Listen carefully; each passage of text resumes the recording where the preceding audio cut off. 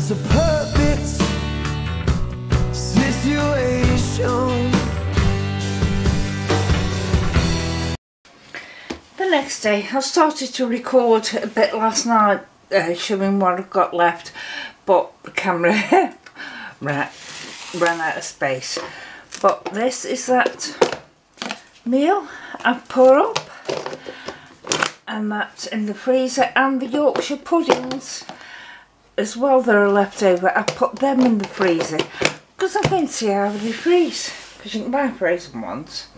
This is a load of the skin that Mason will have as treats. This is the apples and plums and onions that were in cooking with the pork, so that I'll be using up today and then freezing it. This is what was left of the liquid that was with the cooking with the pork, and I strained it to get these out. And this container holds all the pork, which I will be going through today. So now I'll put this back in the freezer. Sorry about the banging noises, there's alterations going on next door. But I'm going to make a rather large pie.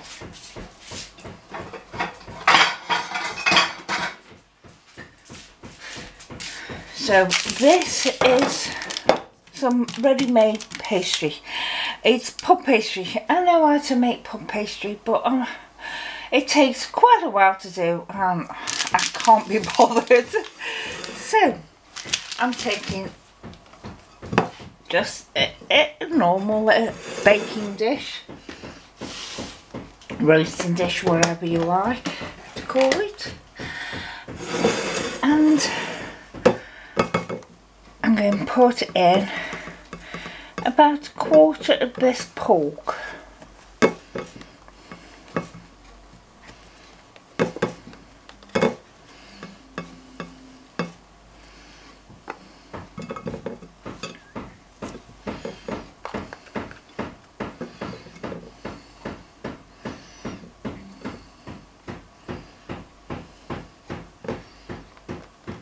That'll do, because I want to get 3 other meals with 2 of us out of this. So there's all the pork I'm going to be using, and to add to that I've got this mushroom soup, so I'm going to add some of that to it.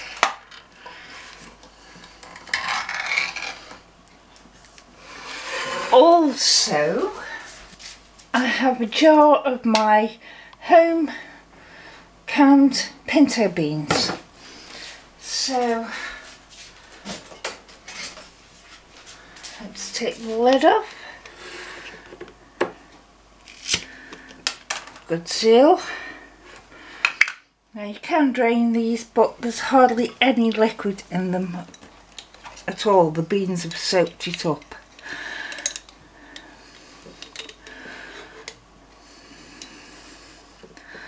So there are the pinto beans.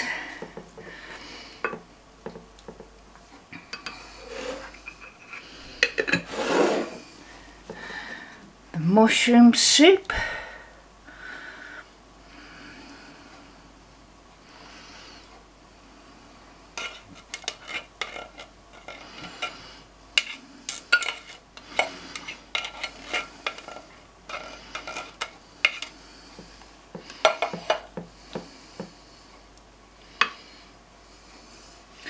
And I'm just going to roll out some of that pastry and cover it over. So there it is, another meal from that pork. But this one we're not going to eat just yet. So I'm going to cover it and freeze it, and it's a ready meal for the 2 of us whenever I want it. So that is going to be the second meal from all that pork. For the next meal, I'm going to make a pork lasagna. So I've chopped up the chunks of pork, so they're smaller pieces. You could do this in your food processor, but I feel like doing it all by hand today. So I've chopped it up with a knife. I have some grated mature cheddar here, and I'm going to open a jar of, well, a can of chopped tomatoes, because I'm fresh out of my home canned and home grown ones, and some tomato soup as well, and do white sauce and use some of the egg noodles but in sheets to make lasagna sheets, so it'll be a porky lasagna. And this is also going to go in the freezer, because I've just learned that Lidge is not going to be around for a meal for a few days, so this needs sorting out, doing and then freezing. So I'm doing it all today. Right, so what I do now is I've mixed everything up in this bowl together. Just going to take a small bit out of it and just run it around on the bottom.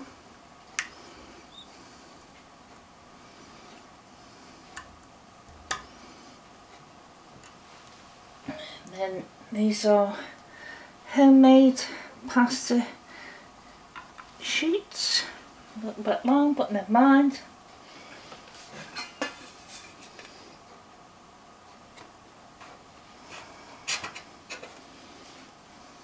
And just put them down.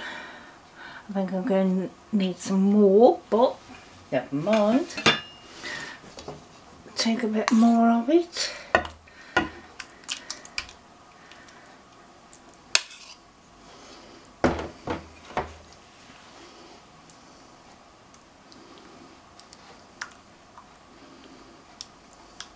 Spread it all over.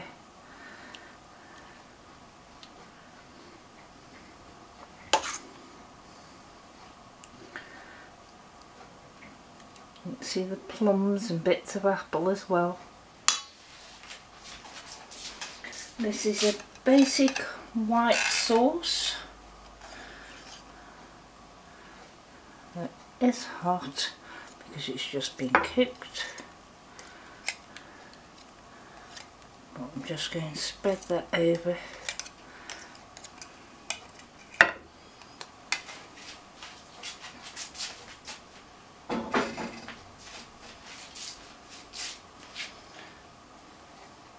Put on another sheet lasagna. It's a bit long, never mind.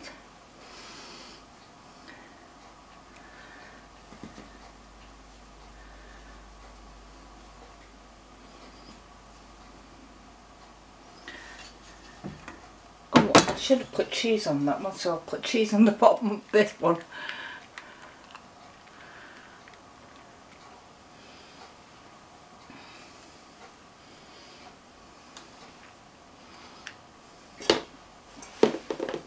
This is mature cheddar.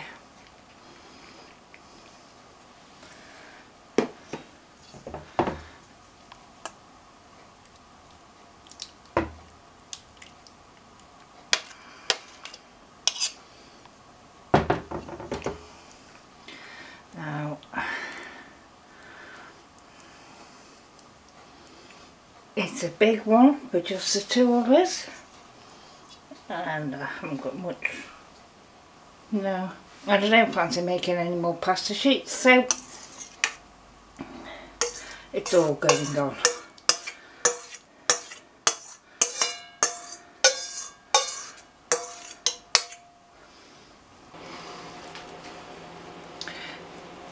There is the lasagna I made with the sliced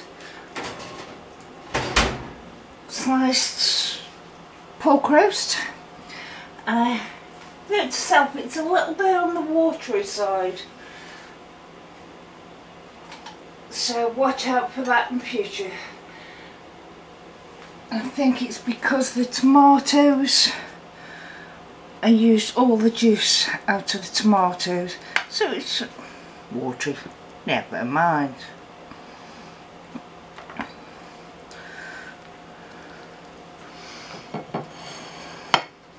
Well, it's been sitting in the freezer for a week, and now I took it out, defrosted it and then cooked it.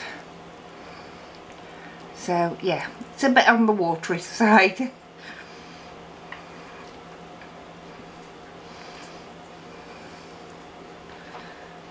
No, bye.